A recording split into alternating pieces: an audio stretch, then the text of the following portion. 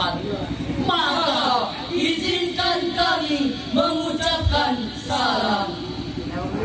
Burung balam terbang tinggi hinggap sebentar di pohon jati. Wahai hadirin, lihat kemari, agar sarahan kami menyentuh hati. Assalamualaikum warahmatullahi wabarakatuh.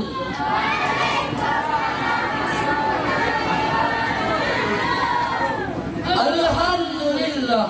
Alhamdulillahilladzi anzalal Qur'ana hudan linnas wa hudan wa rahmatan wal furqan.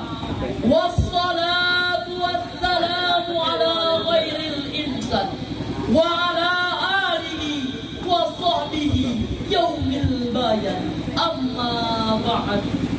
Yang terhormat pimpinan Pondok Pesantren Darul Ikhlas Al-Islami berserta keluarga besarnya. Yang terhormat Ustadz penceramah yang sempat hadir pada malam hari ini. Yang terhormat Dewan Majelis Guru, Ustadz wal Ustazah, dan yang kami cintai dan yang kami sayangi, santriwan, santriwati. Kami mengatakan santriwan harapan negeri, santriwan harapan ilahi, santriwati harapan kami. Napoleon, seorang orientalis berkebangsaan Prancis, mengatakan, "The percival of Quran with Allah, of treating can lead man to happiness." Al-Quran adalah prinsip dan merupakan salah satunya kitab suci yang dapat mengantarkan kepada kepulauan dan bahagia. Ungkapan tersebut hadirin mengisyaratkan kepada kita bahwa Al-Quran adalah laksana lampu penerang hati yang menembus liku-liku perjuangan yang panjang. Membentang Al-Quran adalah laksana benteng yang kokoh yang dapat mencentral tipuan dan godaan setan. Membentang Al-Quran adalah laksana jimat penyelamat kesesatan, hidup dan kehidupan. Pendek kata, Al-Quran adalah satu-satunya kitab suci yang berisi petunjuk dan ajaran. Rasul pernah mengatakan, "Iqra'ul Qur'ana fa innahu ya'ti yaumil qiyamati safi'an li ashab."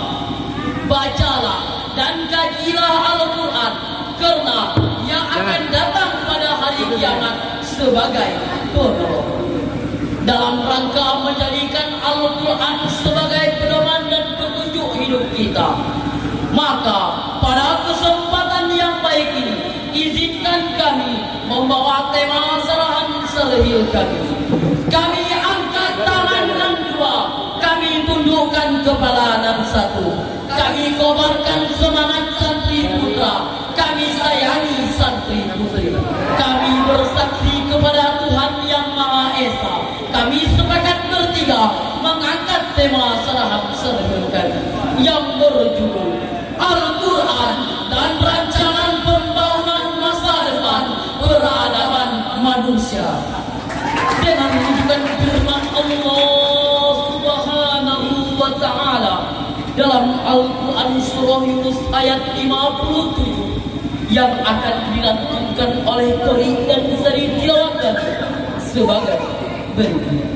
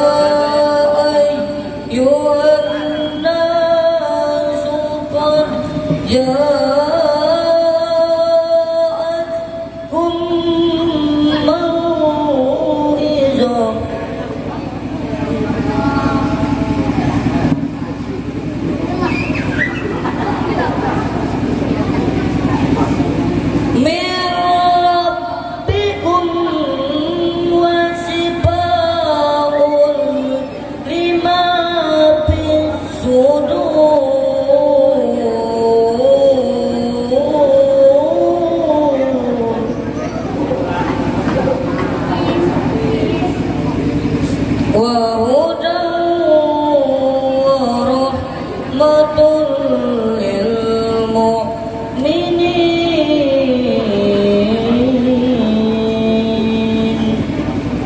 Hamba berlindung kepada Allah dari bisikan syaitan yang terkutuk dengan menyebut asma Allah yang maha pengasih lagi maha penyayang.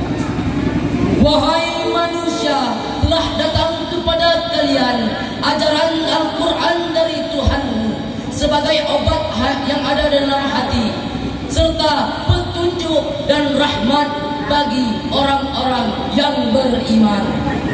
Hadirin wal hadirat, ayat tadi dalam ilmu balaghah kalamul hidri au ingkari, yaitu menginformasikan sekaligus menegaskan. Sungguh telah datang kepada manusia Al-Quran sebagai petunjuk kepada jalan yang lurus dan mengeluarkan manusia dari kegelapan. Berkaitan dengan hal tersebut, Profesor Dr. Quraish Shihab dalam wawasan Al-Quran mengatakan, ada 4 diturunkannya Al-Quran itu.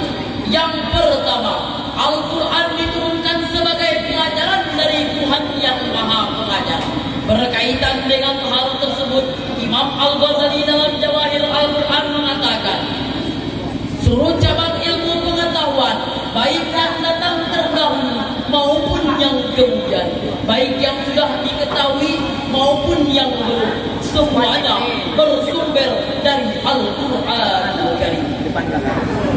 Bukankah karena Al-Quran diturunkan dengan bahasa Arab telah mendorong lahirnya ilmu tata bahasa yang kemudian kita kenal dengan ilmu nahwu dan ilmu sorof? Bukankah karena Al-Quran diturunkan dengan bahasa indah, retotif, puitis dan argumentatif telah mendorong lahirnya ilmu retorika dan sastra yang kemudian yang kita kenal dengan ilmu balaghah dan mantiq? Bukankah kita diperintahkan untuk membaca Al-Quran dengan baik dan benar telah mendorong lahirnya ilmu qiraat yang kemudian kita kenal dengan ilmu tajwid? Bukankah Al-Quran menceritakan tentang penciptaan alam dan manusia telah mendorong lahirnya ilmu kehidupan yang kemudian kita kenal dengan ilmu biologi? Bukankah karena Al-Quran menceritakan karakteristik dan seluk-beluk masyarakat terdahulu telah mendorong lahirnya ilmu kemasyarakatan yang kemudian kita kenal dengan ilmu sosiologi? Hadirin, demikian seluruh cabang ilmu pengetahuan itu semuanya bersumber dari Al-Quran. Yang kedua, Al-Quran sebagai obat penyakit batin seperti syirik, ragu dan bodoh. Kenapa Al-Quran sebagai obat penyakit batin bukan penyakit zahir? Jawabannya, penyakit zahir memang berbahaya jika tidak diobati, tetapi jauh lebih berbahaya kita mempunyai penyakit tetapi kita tidak mau mengobatinya. Betulkah hadirin? Bukankah oleh karena itu, mari sama-sama kita baca Al-Quran, kita pahami isinya dan untuk mengamalkannya. Yang ketiga, Al-Quran berfungsi sebagai penyakit. Al-Quran berfungsi sebagai rahmat bagi insan dan beriman. Oleh karena itu, mari sama-sama kita baca Al-Quran, kita pahami isinya dan kita amalkan ajarannya, sehingga kehidupan kita, perilaku seharian-harian kita tidak bertentangan dengan ajaran Tuhan dan tidak berselisihan dengan agama yang lain. Siapapun dia dan apapun jabatan yang dipikulkan, seorang penjabat kalau sudah menjadikan Al-Quran sebagai petunjuk hidupnya, dia tidak akan pernah korupsi, tidak pernah memakan uang rakyatnya, meskipun rakyatnya tidak mengetahui. Seorang pedagang kalau sudah menjadikan Al-Quran sebagai petunjuk hidupnya, dia tidak akan pernah mengurangi timbangan pembelinya, meskipun pembelinya tidak mengetahui. Seorang suami kalau sudah menjadikan Al-Quran sebagai petunjuk hidupnya, dia tidak akan pernah selingkuh meskipun dia sedang asik sendiri. Demikian pula pemuda dan pemudi sedang asik memadu kasih, sedang asik pacaran, kalau sudah menjadikan Al-Quran sebagai petunjuknya, dia tidak akan pernah berbuat macam-macam meskipun keadaan sedang mendukung, sunyi dan sepi. Betulkah hadirin? Yang keempat, Al-Quran sebagai rahmat bagi insan dan beriman. Artinya, kalau Al-Quran sudah kita baca isinya, sudah kita pahami ajarannya, dan sudah kita amalkan ajarannya, maka ia akan menciptakan kebahagiaan bagi kita. Dia tidak ada tanpa resah dan gelisah, mampu mengalami berbagai problematika hidup dan kehidupan, serta membawa kita kepada jalan yang benar, baik di dunia maupun di akhirat. Rasul pernah berjanji, barang siapa yang menjadikan Al-Quran sebagai imamnya, maka ia akan membawanya kepada surga. Barang siapa yang menjadikan Al-Quran sebagai makmumnya, maka ia akan membawanya ke jurang api neraka. Al-Quran mula-mula menjumpai bangsa Arab sebagai penyembah berhala, pemuja batu, pemuji kayu. Dalam waktu seperempat abad, penyembahan kepada Tuhan yang Maha Esa, yaitu Allah Subhanahu wa Ta'ala, dalam rangka menjadikan Al-Quran sebagai petunjuk dan hidup kita menuju peradaban yang Qur'ani.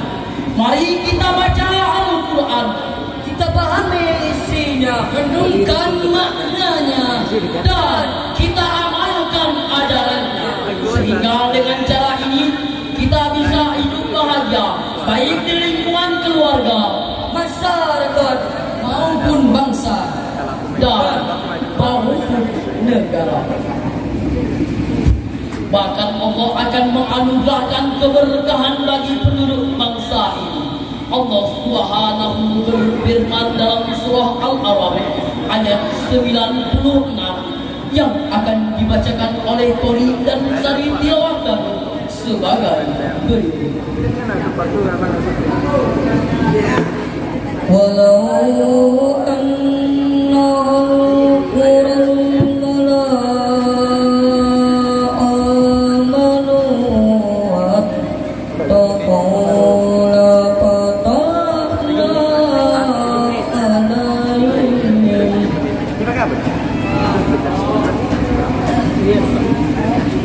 barakatin minas samaa'i wal ardi walakin kadzabu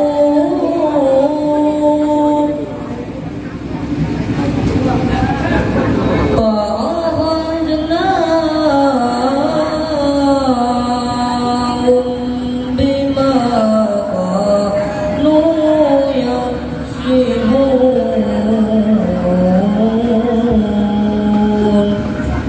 Dan sekiranya ada suatu negeri yang beriman dan bertakwa, maka kami akan curahkan rahmat maupun di langit dan di bumi.